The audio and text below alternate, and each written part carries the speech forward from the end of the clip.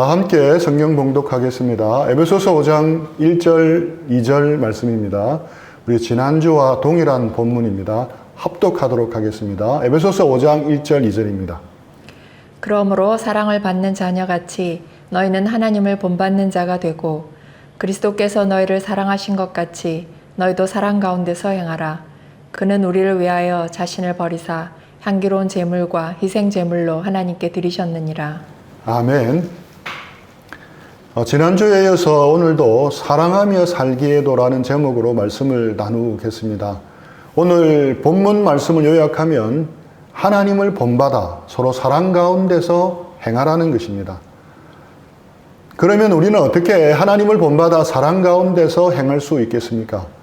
사랑하며 살기에도 시간이 부족한 우리에게 사랑하면서 살아간다는 것은 무슨 의미이겠습니까? 상한 감정의 치유라는 책으로 잘 알려진 기독교 상담가 데이비드 시멘즈는 오랜 상담의 경험을 토대로 그리스도인이 겪는 정서적 문제에는 두 가지 중요한 요인이 있다고 말합니다. 하나는 하나님의 무조건적인 은혜와 용서를 깨닫고 받아들이지 못하며 누리지 못하는 것이다. 또 다른 하나는 그 무조건적인 사랑, 용서, 은혜를 다른 사람들에게 베풀지 못하는 것이다. 쉽게 풀이하자면 하나님의 사랑을 누리고 나누지 못하기 때문에 많은 정서적인 문제를 겪는다는 것입니다. 오늘 본문인 에베소서 5장 1절 2절 말씀대로 순종하기를 힘쓰면 우리가 겪는 많은 정서적인 문제들이 해결된다는 뜻입니다. 우리는 하나님의 사랑을 알고 누리는 데서 자라가야 합니다. 이것에 대해서는 지난 시간에 말씀을 나누었습니다. 그리고 우리는 하나님께 받은 그 사랑을 다른 사람에게 베풀어야 한다는 것입니다. 오늘은 이 부분에 대해서 함께 말씀을 나누겠습니다. 하나님의 사랑을 나누고 실천하는 것에 대해서 여러 가지 측면에서 생각해 볼 수 있습니다. 오늘은 특별히 상처와 아픔의 관점에서 다른 사람을 사랑한다는 의미를 생각해 보기를 원합니다. 누구나 상처가 있습니다. 이 땅에서 살아간다는 것은 어떤 의미에서 상처를 주고 상처를 입는다는 뜻입니다. 그래서 우리가 살아가면서 아프고 고통당하는 것은 자연스러운 것입니다. 정신과 의사이자 사상가인 스캇 팩은 그의 책 아직도 가야 할 길에서 첫 문장을 이렇게 시작합니다. 삶은 고해다. 삶이 고통의 바다라는 것입니다. 인간의 범죄로 하나님과의 관계가 깨어집니다. 이어서 사람들 사이의 관계도 금이 갑니다. 그리고 이어서 인간과 자연과의 관계도 깨어집니다. 이처럼 우리가 사는 세상은 깨어진 세상입니다. 그 속에서 살아가는 우리 모두도 깨어지고 상처 입은 사람들입니다. 그러니 사람은 누구나 아프다는 것입니다. 인생을 살아가다 보면 저도 아프고 여러분도 아픕니다. 어떤 사람은 과거에 심하게 아팠습니다. 어떤 사람은 지금 아픕니다. 나는 과거에도 아프지도 않았고 지금도 별로 아프지도 않은데라고 느끼는 사람도 있을 것입니다. 그 사람은 분명히 앞으로 아플 것입니다. 제가 겁을 주거나 협박하는 것이 아닙니다. 이것이 인생이기 때문에 그렇습니다. 우리 옆에 있는 사람, 우리가 알고 있는 사람 역시 모두 상처 입은 사람들입니다. 우리는 이 사실을 직시해야 합니다. 이 사실만 바로 알아도 많은 위로를 받을 수 있습니다. 우리가 상처를 받아 아파하고 있을 때 나 혼자만 아픈 것이 아니다. 누구나 때로 아프다. 이 사실을 아는 것 자체로만으로도 큰 위로가 됩니다. 나만 당하고 사는 줄 알았는데 아니었습니다. 나만 재수가 없어서 그런 줄 알았는데 아니었습니다. 나만 하나님이 피해 가시는 줄 알았는데 아니었습니다. 누구나 상처가 있었습니다. 겉으로 멀쩡해 보이는 사람도 상처가 있습니다. 행복해 보이기만 하는 사람에게도 나름의 아픔이 있습니다. 이것을 알면 버틸 힘이 생기는 것입니다. 또 그래야 우리는 서로를 보듬어 줄 수 있고 서로를 사랑할 수 있습니다. 또 우리가 상처에 대해 기억해야 할 것이 있습니다. 바로 아픔이 아픔을 치유한다는 것입니다. 아픔은 아픔으로서만 치유된다는 것입니다. 이것이 무슨 의미이겠습니까? 상처를 혼자서만 마음에 품고 있으면 그 아픔은 그를 괴롭힙니다. 거기서 그치지 않고 그와 가까이에 있는 다른 사람을 괴롭힙니다. 내 상처가 다른 사람에게 전염되면 그 사람이 나 대신 고통을 당합니다. 이때 아픔은 이동할 뿐이지 사라지지 않습니다. 흔히 아픔을 나누면 반이 된다고 하지 않습니까? 그러나 아픔이 다른 사람에게 전달만 되면 오히려 더 증폭됩니다. 이런 경우에는 아픔이 나누어져서 반이 되지 않습니다. 아픔이 나누어져서 반이 되는 경우는 다른 사람이 그 아픔을 사랑으로 품을 때만 가능합니다. 나를 사랑하는 누군가가 내 아픔을 끌어안고 그 상처에서 나오는 쓴물을 빨아들이면 아픔은 이동할 뿐만 아니라 변화합니다. 이것 때문에 예수님이 고난받으시는 십자가의 길을 가신 것입니다. 예수님은 이사야서의 예언대로 묵묵히 고난의 길을 걸어가셨습니다. 당시 유대인들은 그들이 대망하고 있던 메시아가 고난을 당하고 십자가에 죽을 것이라고는 상상하지도 못했습니다. 하지만 예수님은 자신의 사명의 핵심이 고난에 있음을 아셨습니다. 이 세상이 당하고 있는 아픔은 아픔으로서만 치유할 수 있음을 아신 것입니다. 십자가의 아픔을 통해서 인류의 앞날을 치유할 수 있다고 믿으셨습니다. 이사야서는 그 치유의 사건이 십자가 위에서 이루어질 것이라고 이렇게 말씀해주고 있습니다.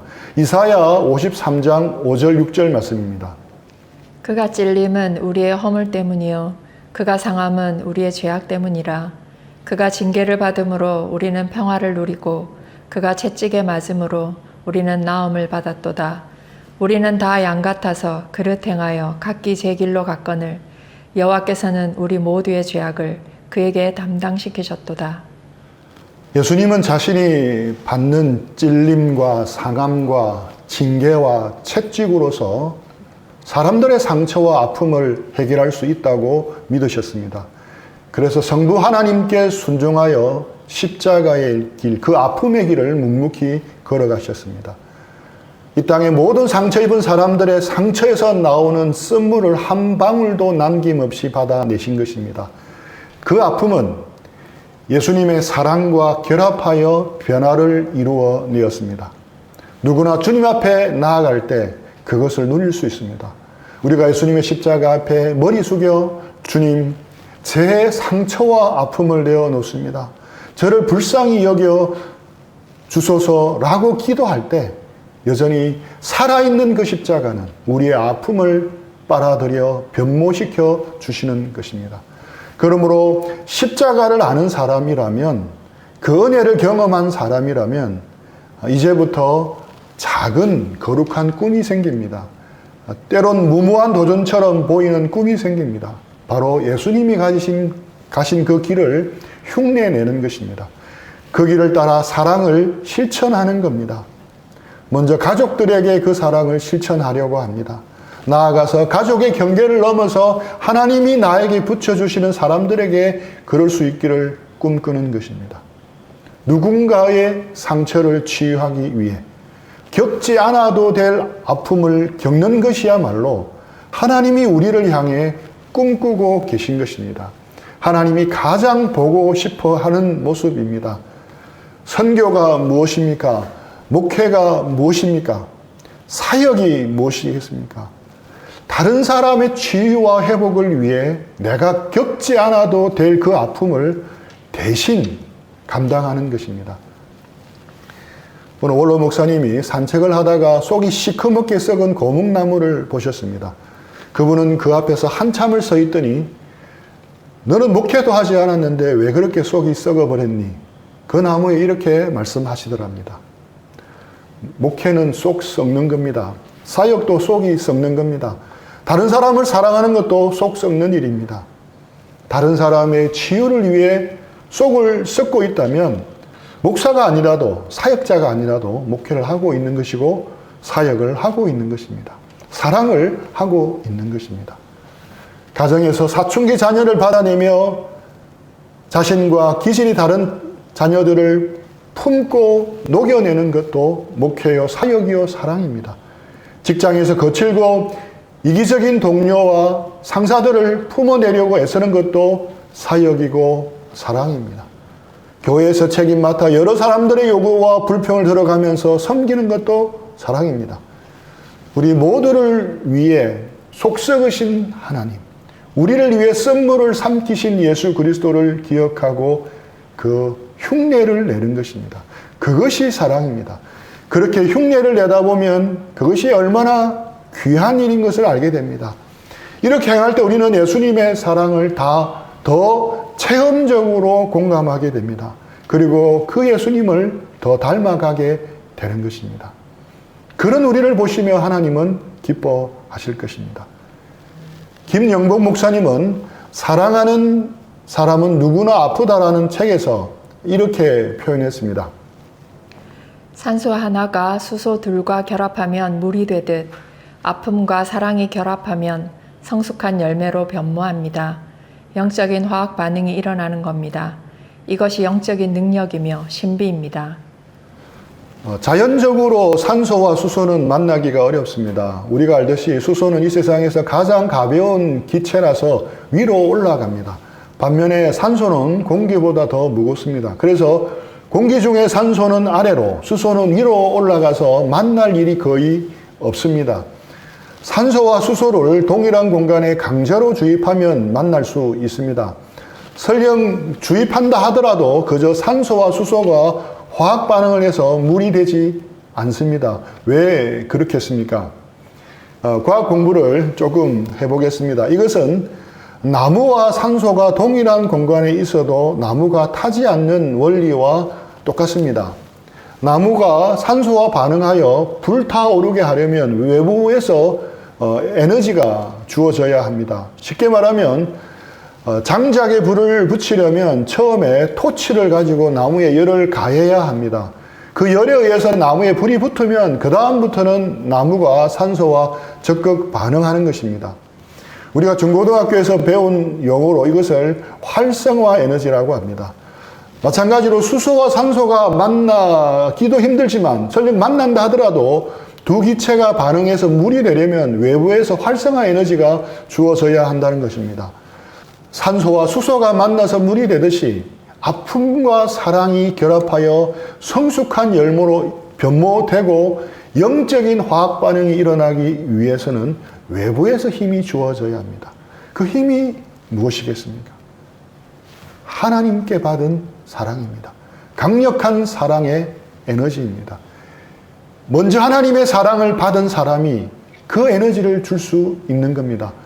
누군가를 사랑한다는 것은 결코 자연스러운 과정이 아닙니다. 물 흐르듯 저절로 잘 될 수 있는 것도 아닙니다. 사랑하려면 에너지가 필요하다는 것입니다.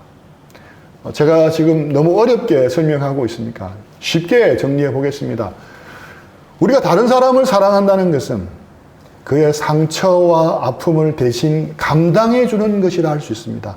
그가 가진 아픔과 상처의 선물을 받아내기를 선택하는 것이 바로 사랑한다는 의미입니다. 이것이 하나님을 본받아 서로 사랑한다는 다른 표현입니다. 쉽게 말하면 다른 사람을 위해서 속이 시커멓게 타들어가도록 아픔을 감당하는 것이 바로 사랑하는 삶이라 할 수 있습니다. 이런 삶이 우리를 위하여 자신을 버리사 향기로운 제물과 희생 제물로 하나님께 드리신 예수님을 닮는 길이라 할 수 있습니다. 때로 내 아내가 혹은 내 남편이 오래된 상처 때문에 견디기 힘든 아픔을 줄 수 있습니다. 어떤 때는 견디기가 너무 힘들어 차라리 갈라서는 것이 나아 보일 수도 있습니다. 하지만 위로부터 활성화 에너지가 부어지면 달라집니다. 위로부터 힘이 주어지면 그 일을 할 수 있습니다. 즉 예수님의 십자가의 능력을 힘입는다면 다른 길이 열린다는 겁니다. 그것이 주님 주시는 능력으로 그 아픔을 보듬어내는 것입니다. 그 아픔을 대신 견디는 겁니다. 그 상처에서 나오는 피고름을 받아내는 겁니다. 그러면서 그의 치유를 돕는 길입니다. 말은 쉽지만 결코 쉬운 일이 아닙니다. 하지만 이렇게 깨어지기 쉬운 가정을 회복한 사람들의 감정들이 많습니다. 소설 오두막의 저자 폴 영의 아내 킴벌리가 그 예입니다. 이 오두막이라는 소설을 읽어보셨습니까? 2007년 미국에서 출간된 이 책은 현재 전 세계의 언어로 번역되어 2,500만 권 이상이 팔린 베스트셀러입니다. 우리나라에서도 번역이 되어 100세 이상이 팔릴 정도로 사랑을 받았고 미국에서도 영화로도 만들어졌습니다. 한국에서도 오두막이라는 영화로 개봉이 되었습니다. 저자 폴 영은 자신의 치유 이야기를 자녀들에게 그리고 지인들에게 들려주기 위해 이 소설을 썼다고 합니다. 모든 출판사에서 외면을 당했던 이 소설은 어렵게 작은 출판사를 통해 출판이 되었는데 입소문을 타면서 아마존에서 베스트셀러가 된 것입니다. 어느 날 아내 킴벌리는 남편을 만나러 그의 사무실에 갔다가 무심코 그의 컴퓨터 모니터를 보게 됩니다. 모니터 화면에는 한 통의 이메일이 활짝 열려 있었습니다. 그런데 그것은 바로 자신의 가장 친한 친구가 보낸 편지였습니다. 킴벌리는 피가 거꾸로 솟아오르는 것을 느낍니다. 남편이 자신의 절친과 아주 깊은 관계에 빠져 있었던 것입니다. 킴벌리는 분노하고 절망하고 통곡합니다. 뒤늦게 이 사실을 안 폴 영은 아내에게 달려와 손이 발이 되도록 빌었지만 아내의 분노는 풀 길이 없었습니다. 폴은 그동안 은폐와 거짓말로 지탱해온 자신의 삶을 포기할 수밖에 없었습니다. 그는 멕시코의 어느 도시로 날아가 모텔을 잡고 다양의 수면제를 사먹고 자살할 계획을 세웁니다. 그 위기의 순간에 한 친구가 폴에게 말합니다. 씨앗 하나만큼의 희망만 있다면 살아남아 그 씨앗을 키워보게. 그래서 전문가를 만나 상담 치료를 시작했고 아내에게서도 자신의 숨겨놓은 상처를 털어놓기 시작합니다.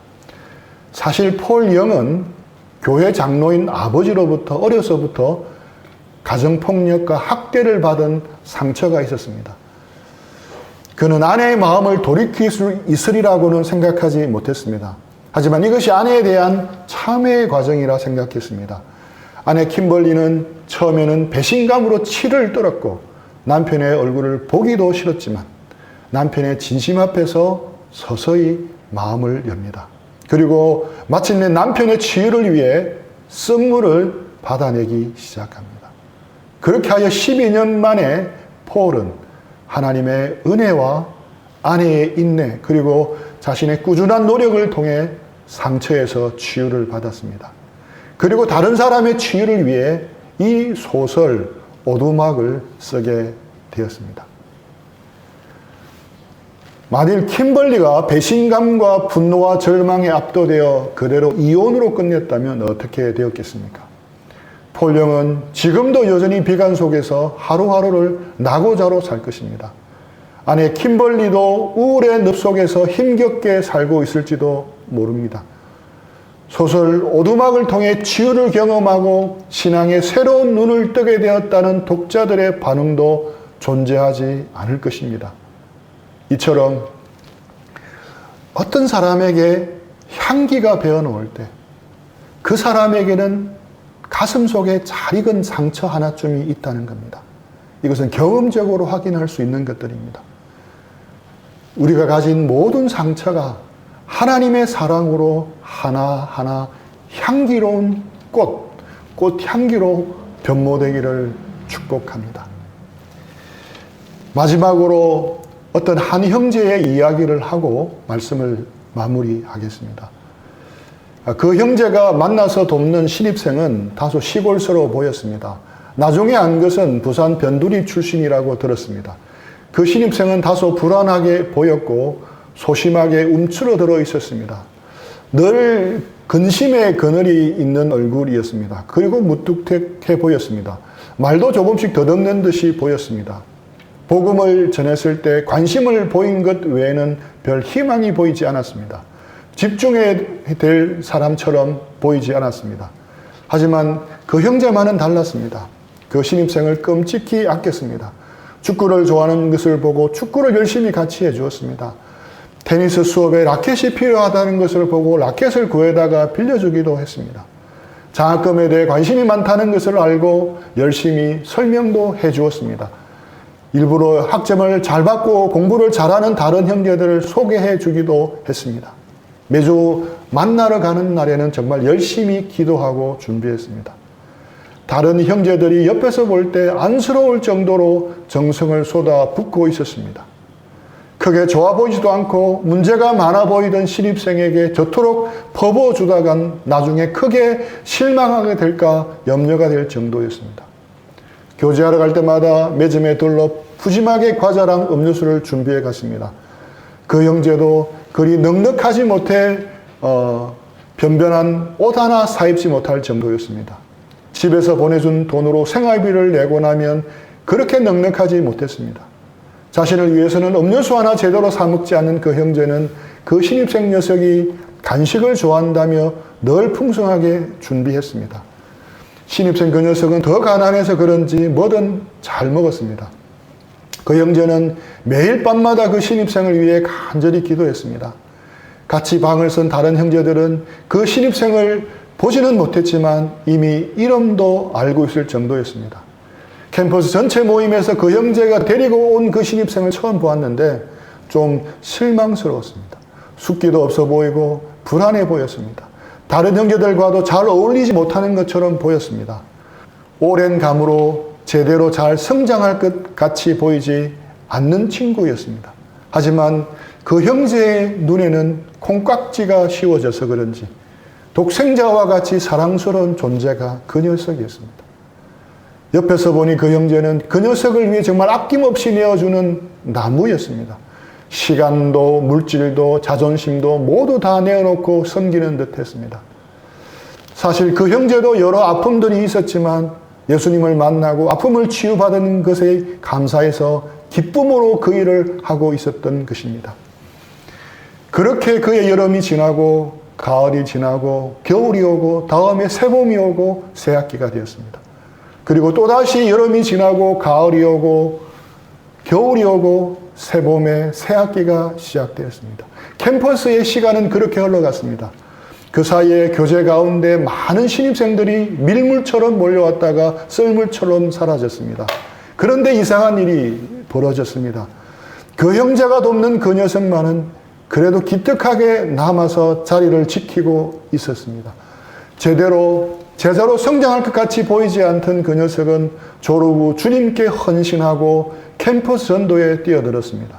그리고 그 뒤 그 신입생 녀석은 그 형이 갔던 그 길을 따라갔고 오랜 세월이 흘러 그 캠퍼스를 책임 맡은 사역자가 되었습니다. 그 형제가 누구겠습니까? 그리고 그 신입생은 누구겠습니까? 그 신입생은 바로 저이고 그 형제는 바로 저를 주님께로 인도해 주었던 염동배 형제님입니다. 나중에 중국 청도에서 선교사로 수고하셨던 분입니다. 코로나가 끝나면 저희 예배에 꼭 한번 초대하고 싶습니다. 하나님께서 제게 주신 좋은 선물 중에 하나가 처음 믿을 때 참 사랑이 많은 리더를 만나게 해주셨다는 것입니다. 다른 것은 몰라도 분명한 것은 제 모습을 있는 그대로 받아주고 제 아픔에서 나오는 선물을 받아내며 격려해주고 사랑해 주시는 사람을 만난 것입니다. 사랑하며 산다는 것은 여러 가지로 해석할 수 있고 설명할 수 있습니다. 하지만 오늘은 상처와 아픔의 관점에서 설명해 보았습니다. 사랑하며 산다는 것은 그의 아픔과 상처가 내는 쓴물을 받아내는 겁니다. 그래서 사랑하며 산다는 것은 우리의 힘만으로 결코 가능한 일이 아닙니다. 위로부터 오는 활성화 에너지가 필요합니다. 위로부터 내려오는 하나님의 사랑과 은혜가 필요합니다. 하나님의 은혜를 받은 자로서, 그리스도의 사랑의 혜택을 누린 자로서 이제 그 사랑을 흉내라도 내어서 하나님이 내게 허락하신 사람들의 상처와 아픔을 사랑으로 품어내는 우리 모두가 되기를 축복합니다. 우리의 말과 행실이 이 세상에서 상처를 더하는 것이 아니라 치유를 더하는 일에 사용되기를 간절히 축복합니다. 우리 그런 말씀 생각하면서 적용하며 기도하는 시간들을 가지겠습니다.